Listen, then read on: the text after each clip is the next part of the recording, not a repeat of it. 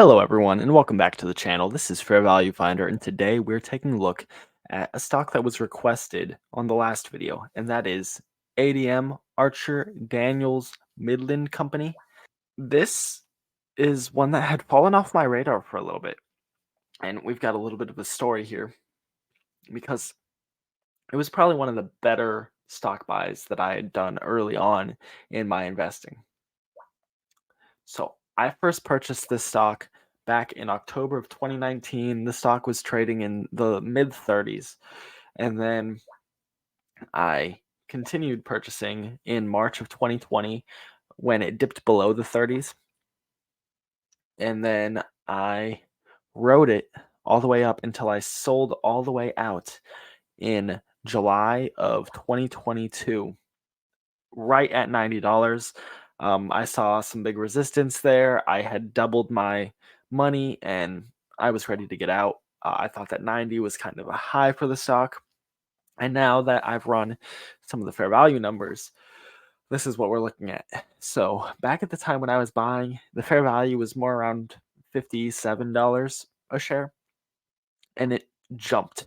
They had an incredible year from 2020 to 2021, and the fair value shot up to $86 a share.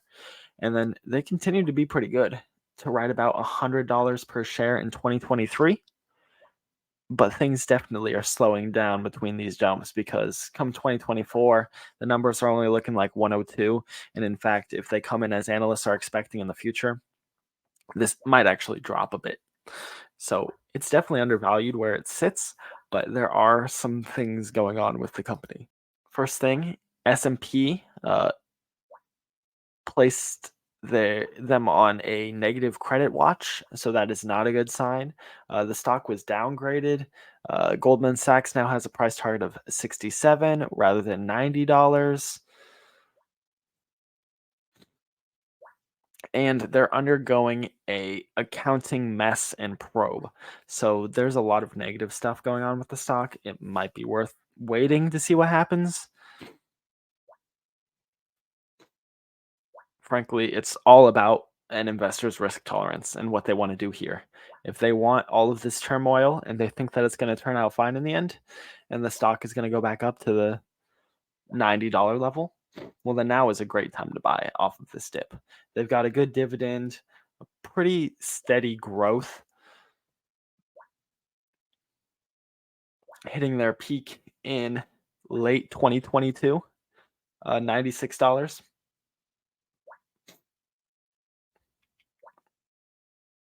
And the lowest that they hit was $26 back in March of 2020, at least for our time frame here.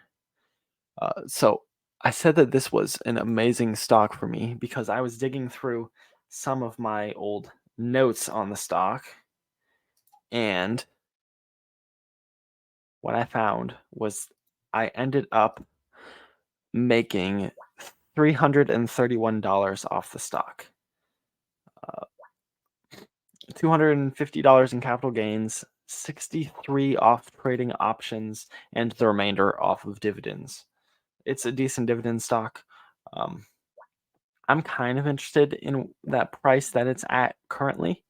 In fact, if it dips below 50, I may just buy a little bit to start getting back into this position. But we can dig into the financials and see what's going on there and if it's worthwhile and where the growth is coming from. If you watch the channel often, you'll recognize this, our dashboard, where we look at the valuation of the stock and our potential returns on it.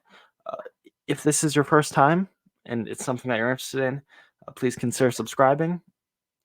I do a lot of videos like this where I break down stock. I look at what their fair value is for different valuation metrics and try to come up with a good price and thesis for the company.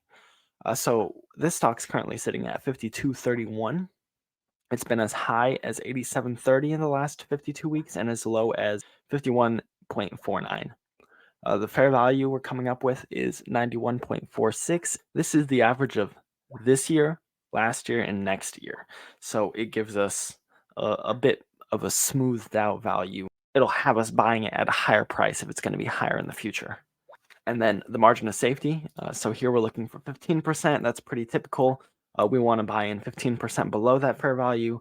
And then the high would be where we reevaluate, not necessarily sell out, but there are enough gains that they could be taken off the table if need be. Earnings yield looks pretty good here, $8.52. Earnings yield looks pretty good here, 8.52%. We'd like to see that in double digits, but that's completely fine.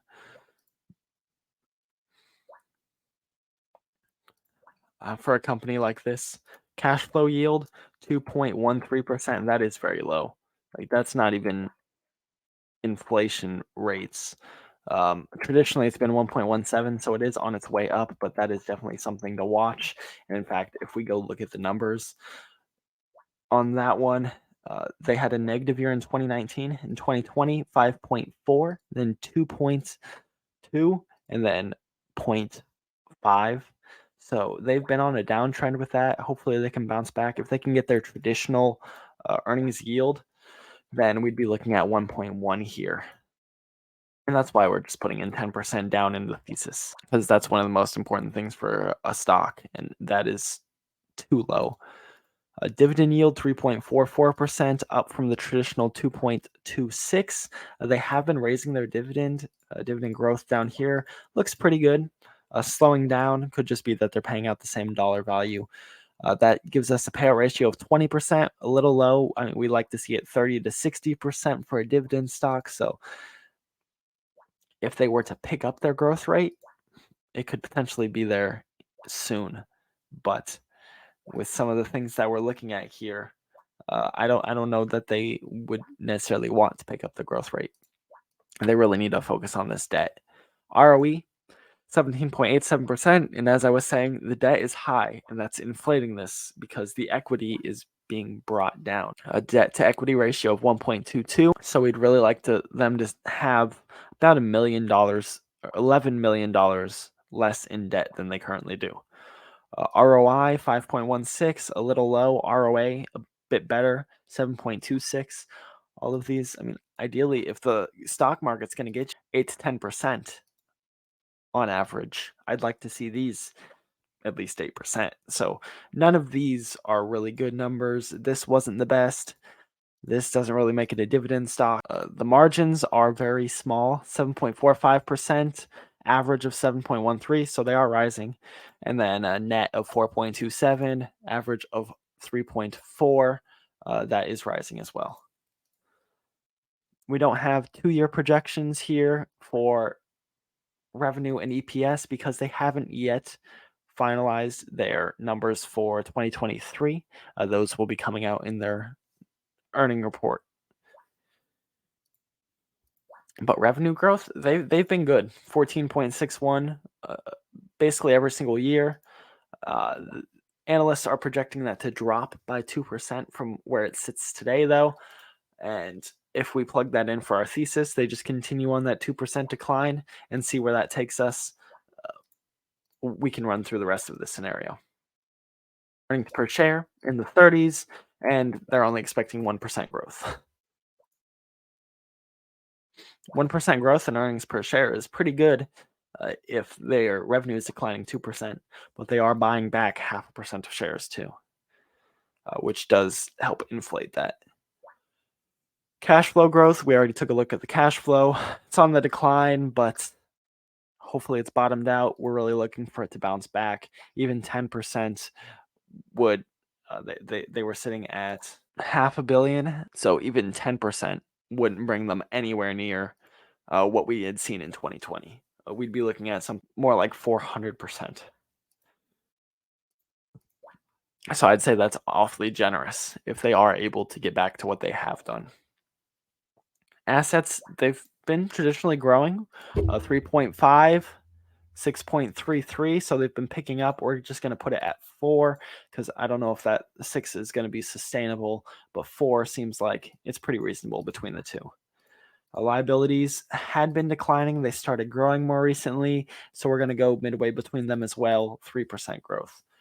Dividend, we're going to assume that they're going to continue to grow it at a similar dollar value. So we're going to mark this down as 3.5% for now.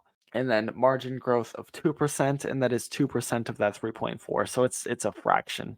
It's a very small amount, but they have small margins that don't grow a whole lot. And that thesis would give us an average of 2.5% a year. Buying in at the current share price, you'd be looking at a fair value in 3 years of 88.59%, or a profit of $41 with dividends included. In 5 years, 93.6 with a profit of $50, 96%. So about 3 times market return in the next 3 years and double the market return in 5 years. And that's almost exclusively due to the price being so low right now. So this is another turnaround play. The dividend, I don't know, it's just not really there. They're slowing down on growth. The ratio is not high enough. The yield is fine, but it's most likely because the price is so low right now. Cash flow, not great. So, I mean, the cash flow is one of the main drivers for growth in the business. Debt's really high. ROI is pretty dang low. So, I don't know that it'd really be a stock that I'd want to hold on to. I think that its prime time was 2019 through 2022 when they were showing amazing growth. And if that growth has stopped or slowed down, then your money might be better off elsewhere. We've taken a look at other potential turnaround plays on this channel that they could go into, or even value play. We can run one final scenario, and that is that they're able to continue the incredible growth that they have seen in the past. If they can come in with that 14% revenue growth, buy back shares, cash flows, let's stick with the 10%. If we leave everything else alone and we just put that revenue growth back up to what we have seen over the last 3 years, you'd be looking at market-beating returns of 10.73%. So it's all tied to that revenue and those margins. If their dividend were able to grow a little bit faster, say they come in at 4%, that 0.73 becomes a 0.79, but you do see greater returns over the course of time because you're getting paid out a larger dividend. Scenario, we're trying to get this up above 10%. Let's see what is the lowest that we can do and get 13% on the revenue and 50% on the cash flows would be kind of a bull case here. And of course, you could drop the revenues down a bit more, make it only 12, and you have to raise up the cash flows quite a bit more. Yeah, at that point, you'd have to raise it over 100%. But like we said, it saw a 400% drop this last year. So if it bounces back over the course of the next 3 to 5 years, that's not unreasonable.